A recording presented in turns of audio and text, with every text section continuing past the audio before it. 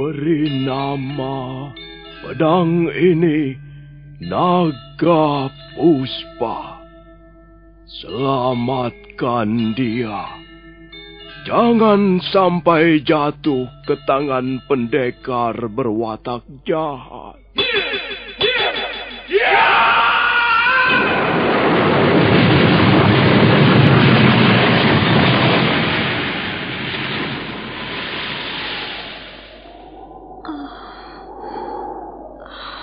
Kakang Kamandanu, kau masih juga tidak percaya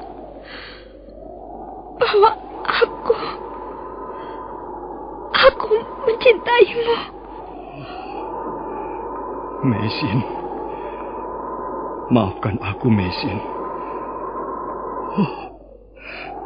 Mesin. Mesin!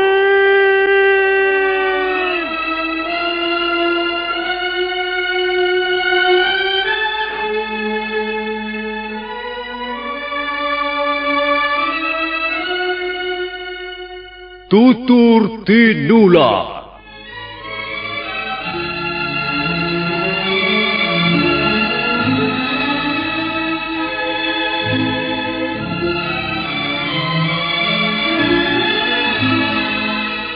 Sebuah sandiwara radio serial, produksi Sanggar Cerita dan Teater Sanggar Prativi. Sebuah kisah dengan latar belakang sejarah runtuhnya Singasari dan berdirinya Kerajaan Majapahit.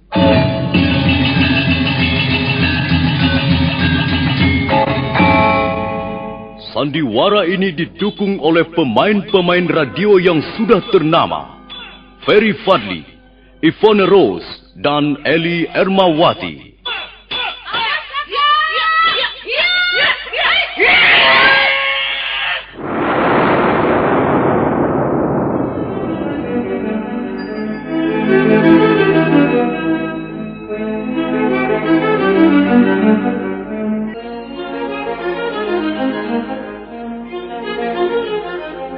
Cerita ini ditulis dan diolah oleh S. Tijab.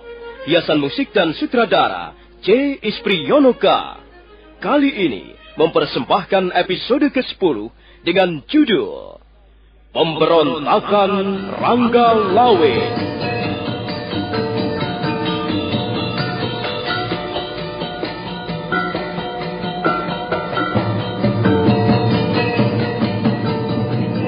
Dalam seri ke-280 ini didukung oleh para pemain Idris Apandi sebagai Ramapati, Rusli sebagai Rangga Lawe, Nusri Nurdin sebagai Lembu Sora, Yvonne Rose sebagai Sakawuni, Ferry Fadli sebagai Arya Kamandanu, Herman sebagai Wong Yin, Yanuar sebagai Ratanja, dan Asdi Suhastra pembawa cerita. Selamat menikmati.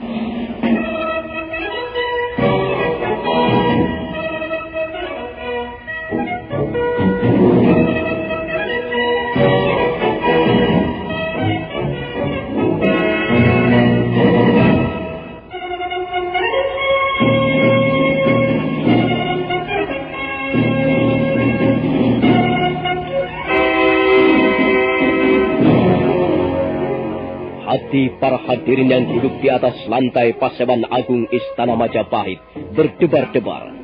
Beberapa saat lamanya, mereka menunggu Sang Ramapati yang masih berdiri di atas mimbar.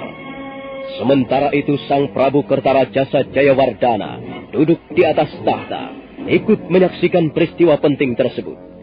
Bagi mereka yang namanya tercantum di dalam gulungan daun lontar, maka itu berarti mereka mendapat kepercayaan penuh dari raja untuk bekerja dan mengabdi kepada negara. Mereka berhak memperoleh jabatan resmi, dan mereka berhak mendampingi Sang Prabu dalam mengendalikan pemerintahan Majapahit. Bagi siapa saja di antara para hadirin yang namanya tercantum dalam gulungan daun lontar ini, maka sudah sepantasnya bersukacita.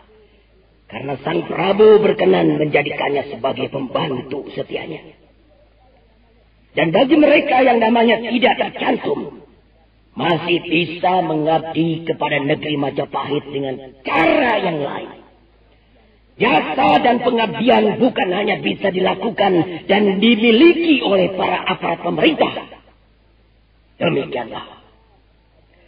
Saya hanyalah membacakan saja apa yang telah menjadi keputusan Sang Prabu. Semua nama-nama yang tersusun rapi di dalam gulungan daun lontar ini, Sang Prabu sendirilah yang mencantumkannya satu persatu. Beliau sendirilah yang telah memilih para pembantunya. Sedangkan saya hanyalah membacakannya saja.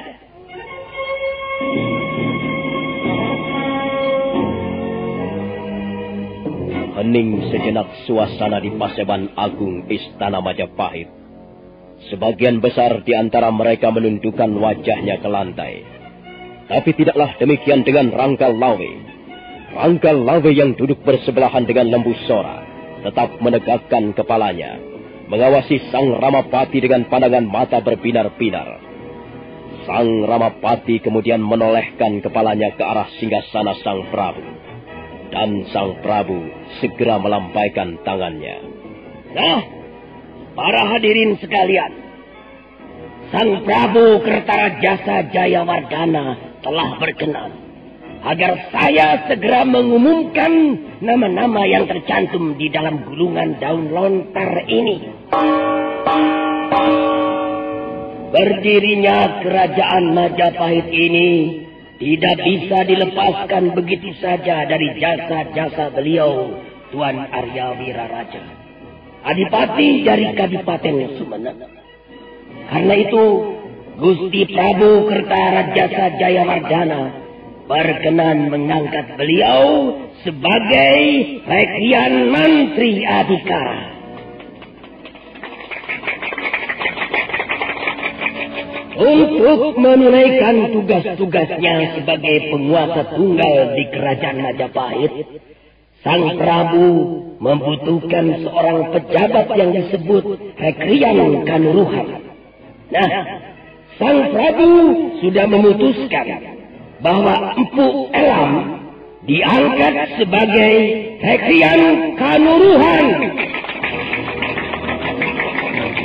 Kemudian orang yang ketiga, seperti yang sudah kita ketahui semuanya, bahwa Ronggolawe adalah salah satu di antara para panglima perang Majapahit yang banyak berjasa, baik dalam peperangan melawan bala tentara Kediri maupun bala tentara asing dari kerajaan Mongolia. Peranan Ronggolawe tidak bisa dianggap enteng. Untuk itu, Sang Prabu berkenan mengangkat Ronggolawe menjadi Adipati Mancanegara di Subang. Rangga Lawe mendengus keras mendengar namanya disebut-sebut sebagai salah seorang pejabat kerajaan Majapahit. Nampak wajahnya membayangkan rasa tidak puas. Dia menoleh ke arah Lembu Sora yang duduk terpekur di sebelahnya.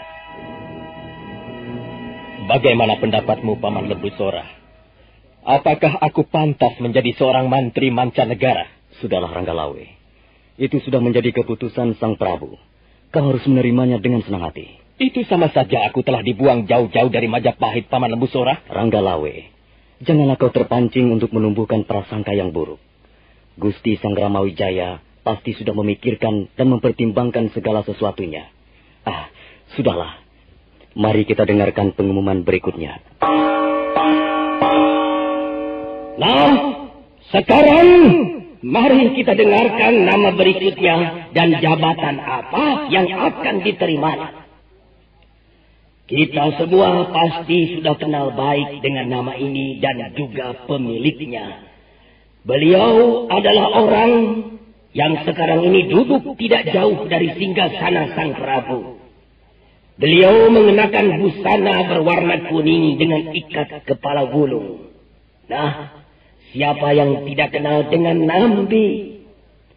Tentu semua orang sudah mengenalnya dengan baik. Nambi adalah orang yang sangat berjasa dalam pembangunan Majapahit. Bahkan Nambi telah ikut berjasa ketika Sang Prabu masih menjadi salah seorang pangeran Singasari yang waktu itu menjadi buron pemerintah Kediri. Nambi adalah orang yang dapat dipercaya kesetiaannya, pengabdiannya, dan kebersihan hatinya. Karena itu, saya kira keputusan Sang Prabu sangat tepat. Beliau, seperti yang tercantum dalam naskah Daun Lontar ini, telah mengangkat Nambi menjadi Rekrian Mapati Majapahit.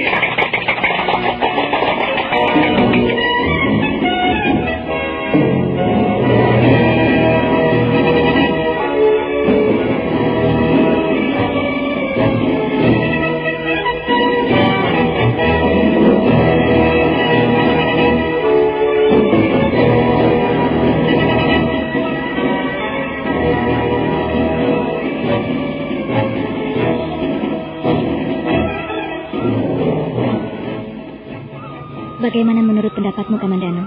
Pendapat mengenai apa? Sekarang Gusti Prabu Kertarajasa Jayawardana sudah mempunyai tenaga-tenaga sebagai pembantunya. Apakah kau merasa puas dengan pengumuman yang dibacakan Paman Ramapati tadi pagi? Entahlah, Sakauni. Aku tidak banyak mengetahui soal-soal pemerintahan. Kukira apa yang sudah menjadi keputusan Sang Prabu cukup adil dan bijaksana. Ada apa? Mengapa kau menanyakan soal itu? Tidak apa-apa. Aku hanya sekedar ingin tahu pendapatmu saja. Barangkali kau merasakan sesuatu yang kurang enak setelah pengumuman tadi pagi. Aku tidak begitu bernafsu menanggapi soal-soal seperti itu, Sakauni. Aku cukup senang dan puas jika bisa mengabdi pada Gusti Prabu dan pada Majapahit. Jadi kau sudah merasa senang dan puas menjadi seorang Rekrian Rangga?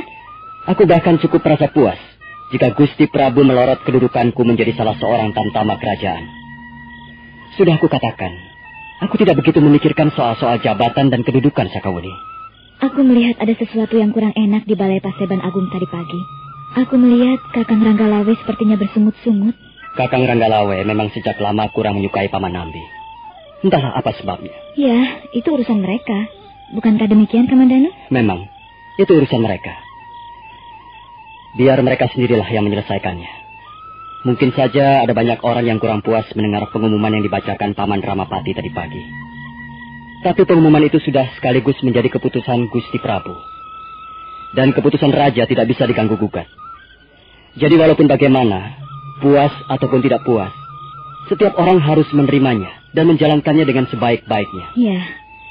Oh ya, apa rencanamu sekarang ini, Kamandano? Kamandano?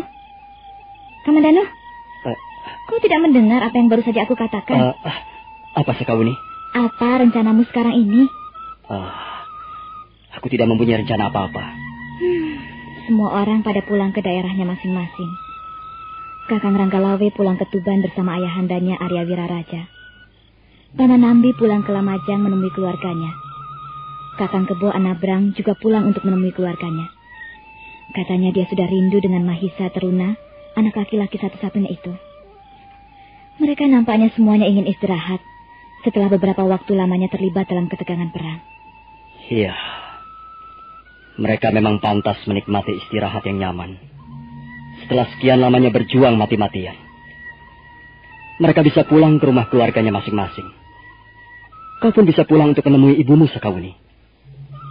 Tapi apa yang bisa aku lakukan sekarang ini? Keluargaku musnah sudah sejak lama. Entahlah, Sakauni. Tiba-tiba aku sangat merindukan Maisin. Di mana sekarang ini dia berada? Apakah dia masih hidup? Ataukah sebaliknya dia sudah pergi meninggalkan aku untuk selama-lamanya?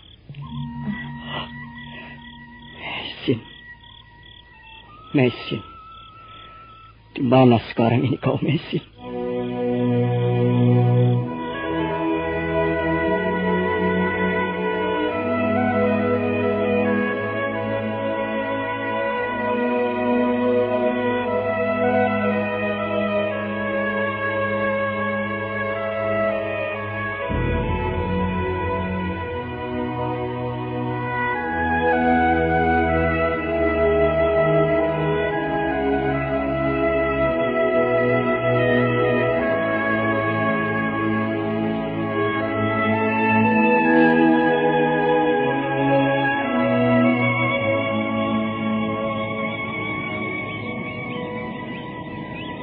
Desa Pasuruan I terletak di sebuah pantai bagian timur Pulau Jawa. Pulau itu bersebelahan dengan Desa Pasuruan II. Di sebelah barat Desa Pasuruan I dibatasi oleh Sungai Kadungan yang juga bermuara di pesisir pantai Pulau Jawa bagian utara. Desa Pasuruan I merupakan sebuah desa kecil, seperti desa-desa nelayan yang bertebaran hampir di seluruh pantai utara Pulau Jawa.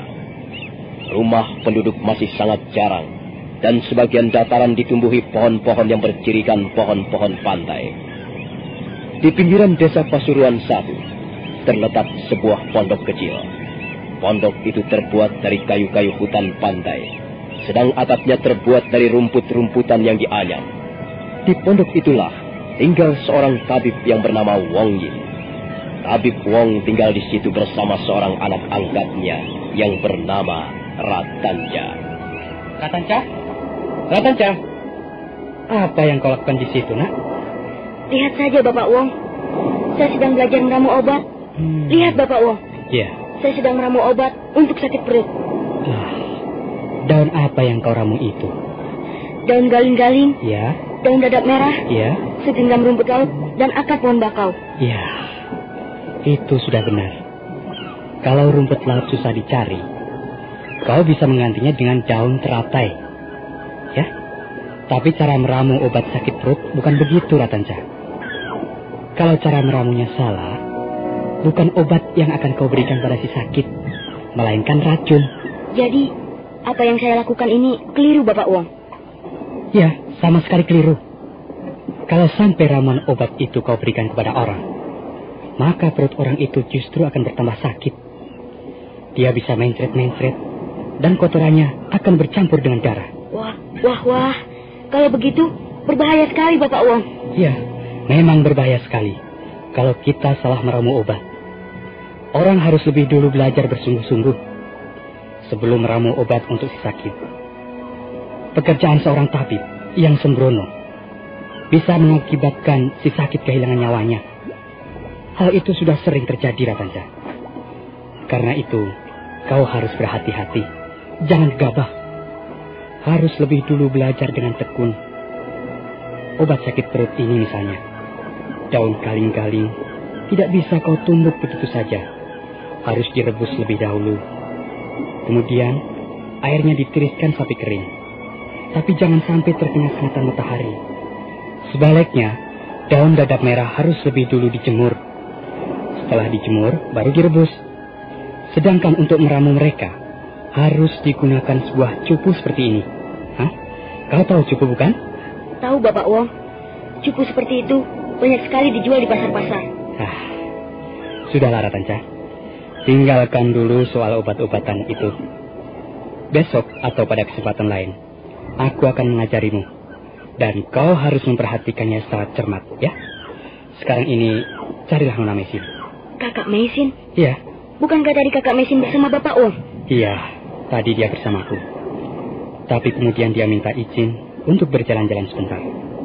Tapi sampai sekarang belum juga kembali. Cobalah kau cari dia.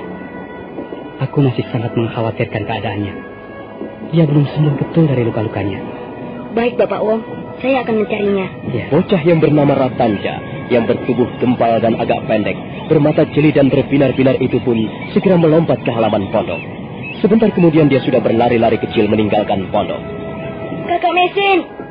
Kakak Mesin!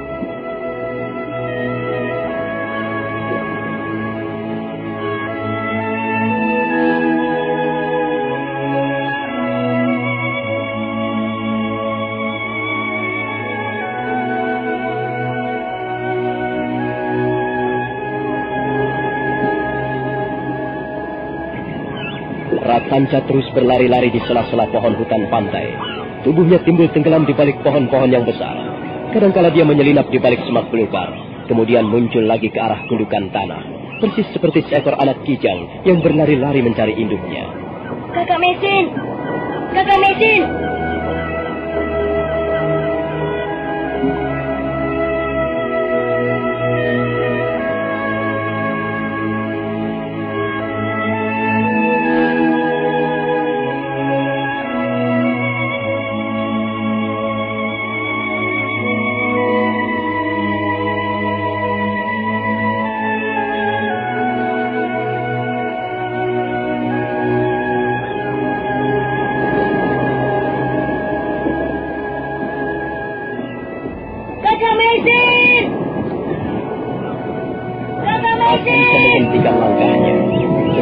menjadi ragu-ragu.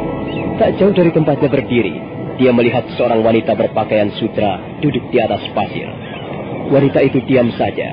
Dia hanya duduk dan diam, sementara matanya memandang ke tengah laut lepas.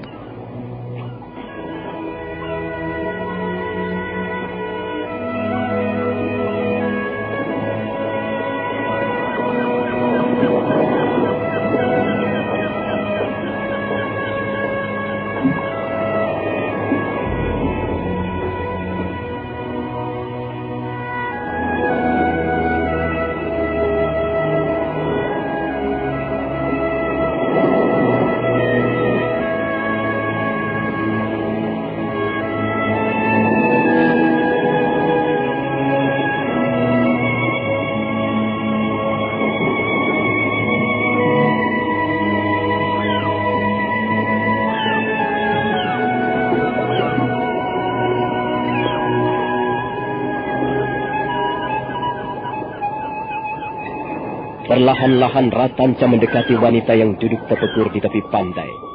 Wanita itu kemudian menoleh. Wajahnya kelihatan sayu, murung. Wajah itu seperti diselimuti kabut kesedihan.